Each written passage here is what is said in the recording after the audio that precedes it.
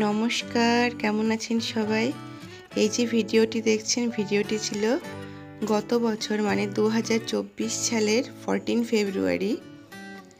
তো আমি সকাল সকাল গিয়ে ভর্তি হয়ে যাই দুবাইয়ের শারজার সেন্ট্রাল হসপিটালে।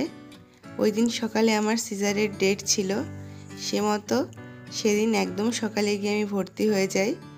খানিকক্ষণের মধ্যে আমার সিজার কমপ্লিটও হয়ে যায়। আর ঈশ্বরের আশীর্বাদে আমার কোল আলো করে আসে আমার ছোট ছেলে অরি। কথাই বলে, শেষ ভালো যার, সব ভালো তার। ভীষণ প্রতিকূলতার মধ্যে দিয়ে আমি এই পুরো মাসটা পার করেছিলাম, মানে প্রেগনেন্সির পুরো মাসটা। দিনটি ভীষণ স্পেশাল ছিল, আর যে কোনো মেয়ের জীবনের স্পেশাল মুহূর্ত এটা, তেমন আমারই ছিল। দেখতে যতটা সোজা মনে হয় ছবির মতো, ব্যাপারগুলো ছিল তার থেকে অনেক গুণে কঠিন। যখন অরি আমার পেটে আসলো আমি পুরো সুস্থ ছিলাম, কোনো সমস্যা ছিল না। একটু আধটু তো শরীর খারাপ থাকে এই প্রেগনেন্সিতে মেয়েদের, কিন্তু অত দেখতে গেলেও হয় না। বাদ বাকি আমি ভালোই ছিলাম সব মিলিয়ে। ইন্ডিয়া গেছিলাম আদির গরমের ছুটিতে, ছুটি কাটিয়ে ফিরেও ছিলাম। সমস্ত কিছু নিজের মতো করেই করছিলাম, ডাক্তার দেখানো থেকে শুরু করে সব কিছু। জিনিসগুলো আজকে শেয়ার করি 1 বছর পর, তাহলে নিজের মনটা অনেকটা হালকা লাগবে। কিন্তু হঠাৎ আমার জীবনে কাল হয়ে আসে প্লাসেন্টা প্রিভিয়া। যারা জানেন যে প্লাসেন্টা প্রিভিয়া কি এবং সেটা কতটা খারাপ একটা জিনিস, ভয়ানক একটা জিনিস। 4 মাস থেকে আমার হঠাৎ শুরু হয় প্রচণ্ড পরিমাণে ব্লিডিং। তড়িঘড়ি করে ছুটে যাই যে ডাক্তারের আন্ডারে আমি ছিলাম তার কাছে। তিনি আমাকে কন্টিনিউ ইঞ্জেকশন দিয়ে যান, মানে আজকে 2 কালকে 2 এভাবে ইঞ্জেকশন আমাকে তিনি দিয়ে যান। আর সেই ইঞ্জেকশনগুলো যে কি যন্ত্রণাদায়ক ছিল তা আর কি বলবো। তারপর ধীরে ধীরে আমি তো ভেবেছিলাম হয়তো সবই শেষ, কিন্তু ডাক্তার বলল না, দেখি চেষ্টা করে কি হয়। তারপর ধীরে ধীরে আমার ব্লিডিংটা কমে যায় এবং ওভাবেই ছিলাম আর কি। ডাক্তার বলেছিল সম্পূর্ণ বেড রেস্টে থাকতে, কিন্তু বিদেশের বাড়িতে ওইভাবে সম্পূর্ণ বেড রেস্টে থাকা যায় না। তার উপর তার আগে আমার আরেকটা বাচ্চা ছিল সে সময়তেই, আদি অনেকটা ছোট। সে সময়তেও ছোট ছিল, আর এখন তো আদি মাত্র 7।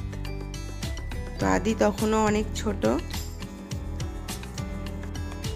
এখানে আদির বাবা, আমি আর আদি।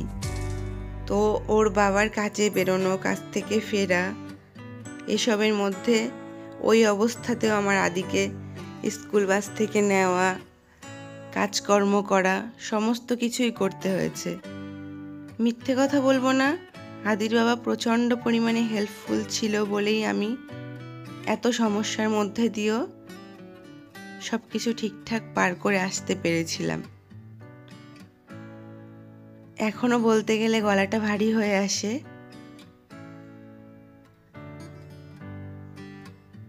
এমনও দিন গেছে যে আমি পরপর 7-8 দিন কিছুই রান্নাবান্না করতে পারিনি। আদির বাবাই করতো, কি না পারলে বাইরে থেকে ইন্ডিয়ান রেস্টুরেন্ট থেকে অর্ডার করতো, তাই আমরা খেয়ে থেকেছি। আর ওই সময়তে তো বাইরের খাবার খাওয়া খুব একটা ভালো না। আর তারপর থেকে যখন আমি একটু সুস্থ হলাম, আদির বাবা সবজি টবজি সব কেটে দিত, আমি কিচেনের মধ্যে চেয়ার নিয়ে গিয়ে বসে বসে একটু রান্না বান্না করতাম কোনো মতে আর কি। তার উপর বলে না, যদি কপাল খারাপ থাকে কী বা হয় না। আমার মাকে ইন্ডিয়া থেকে দুবাইতে নিয়ে আসলো আমার ডেলিভারির 1 মাস আগে আদির বাবা গিয়ে।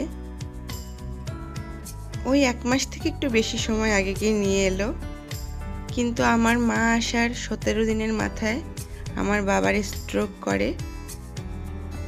তারপর মাকে বাড়িতে পাঠিয়ে দিই।